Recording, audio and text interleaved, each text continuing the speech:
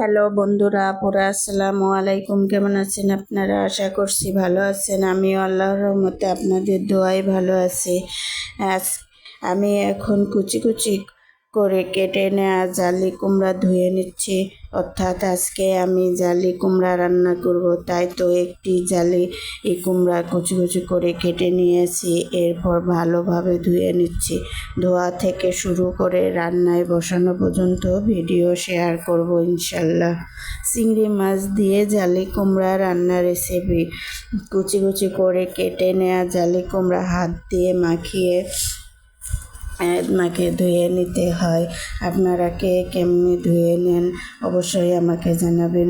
আমি যেভাবে ধুয়ে নিই ভিডিওতে শেয়ার করছি। একটু সময় নিয়ে ধুয়ে নিচ্ছি। এই জালি কুমড়া অনেক উপকারী একটি সবজি।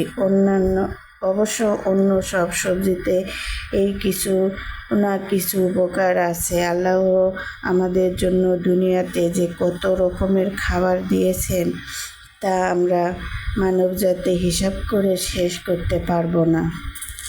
আর আল্লাহর কি অশেষ রহমত! একটা খাবারের মধ্যে এক এক রকম স্বাদ গুণ দিয়ে ভরিয়ে দিয়েছেন, যা খেলে আমাদের শরীরের জন্য আলাদা আলাদা পুষ্টি যোগায়, ভিটামিনের অভাব পূরণ করে। যাই হোক, আমি আমার মতো করে রান্না করি।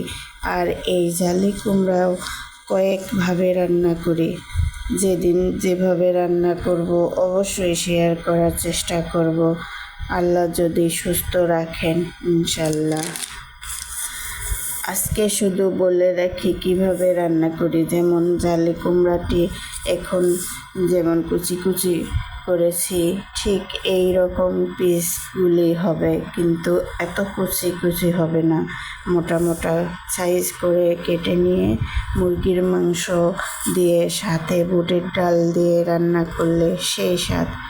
আবার চাকা চাকা গোল গোল করে কেটে নিয়ে তেলে ভাজা করে পেঁয়াজ কুচি দিয়ে ভুনা করলেও অনেক মজা লাগে। এক সবজি কত রকম করে যে খাওয়া যায়, তাই না?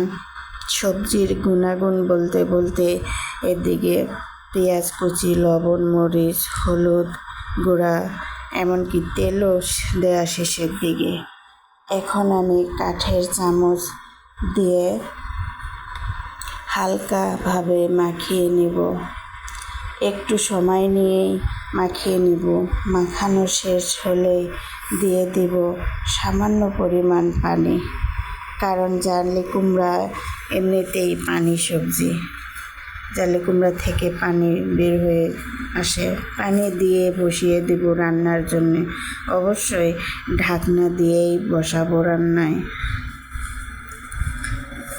ভালো থাকেন সবাই, দোয়া করবেন। আল্লাহ